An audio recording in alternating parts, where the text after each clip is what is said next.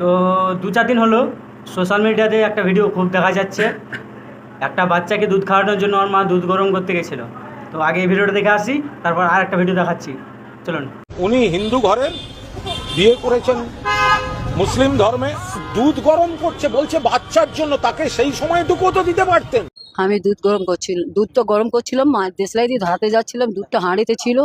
जापन तो चले आसलो दीदी, बोले यहाँ दूध नहीं गर्म होगा। हमने ठीक है दीदी नहीं करेंगे। हमारा बच्चा को दूध गर्म करने भी नहीं दिया। চমকাচ্ছেন ধমকাচ্ছেন, আমি এই পরিবারটার দায়িত্ব নিতে রাজি আছি। আরে থামুন, এবার টুম্পাদি কি বলছে ভিডিওটা দেখে যান। একজন মায়ের প্রতি আমার 100% সহানুভূতি রয়েছে। সেখানে একজন মা তার বাচ্চার জন্য দুধ গরম করতে গেছিল, সেখানে তো সহানুভূতি 100 কেন 200% রয়েছে। কিন্তু এই যে তৃণমূলের চামচারা এখন বিরোধী সেজে নিয়ে গেছে গরিবের দুঃখ বুঝতে, বলছে যে গরিবকে নিজের ইচ্ছায় হয় না। আমি তো তাদেরকে বলতে চাই, এমন ভাব করছেন যেন জীবনে আপনারা ক্ষমতা পাননি।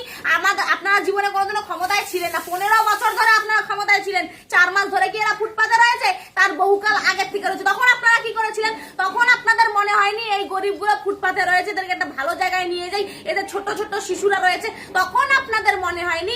যেই এখন ক্ষমতা হারিয়েছেন, এখন আপনি ওখানে সিম্প্যাথি নিতে চলে এসেছেন। আর একটা কথা আবার গর্ব করে বুক ঠুকে নিয়ে মানে সেকুলারিজম দেখাচ্ছে, যে এই মেয়েটা আগে হিন্দু ধর্মের ছিল, সে বিয়ে করেছে অন্য ধর্মে, মানে মুসলিম ধর্মে বিয়ে করেছে। আমি এখানে একটা কথা বলতে চাই, যে সেকুলারিজম দেখাচ্ছে না, মানে শুনলে পরে এই কথাটা আমার একটা পায়ের রক্ত মাথায় উঠে যায়। সবাই একটু দেখে না, শিক্ষা নিন, ঠিক আছে? যে ধর্মান্তরিত হলে পরে আমাদের সনাতনী হিন্দু মেয়েদেরকে ওই ফুটপাতেও বসতে হয়। ফুটপাতে নিজের বাচ্চার জন্য দুধ গরম করতে গেলে উনি তো মেয়েটা নিজে মুখে বলেছে ওনার স্বামী ওনাকে ছেড়ে দিয়েছে, আর এখন ওনাকে বাচ্চা নিয়ে ফুটপাতে থাকতে হচ্ছে। একটুখানি বলবো, এই এদেরকে দেখে শিক্ষা গ্রহণ করুন। আর রইল বাকি ফুটপাতে বসে নিয়ে থাকা, মানুষের ওই ছাপড়া করে থাকা। আজকে রাস্তার উপর দিয়ে মনে হলো আমি গরিব মানুষ, আমার জায়গা জমি কিচ্ছু নেই, রাস্তার উপরে গিয়ে আমি একটা তাঁবু টানিয়ে থাকা শুরু করে দিলাম। এটা কি কখনোই যুক্তিসম্মত? কখনো যুক্তিসম্মত না।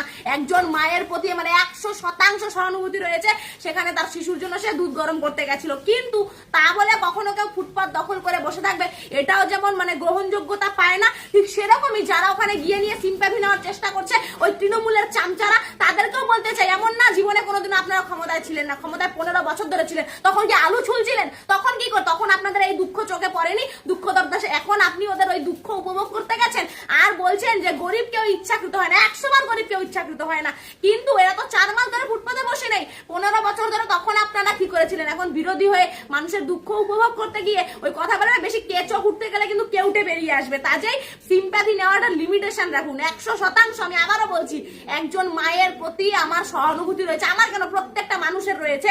তার জন্য মানে অনেক সিস্টেম রয়েছে। আমি আমার জায়গা জমি নেই, আমি রাস্তার মধ্যে মনে হলো আমি যা দখল করে নিয়ে বসে পড়লাম।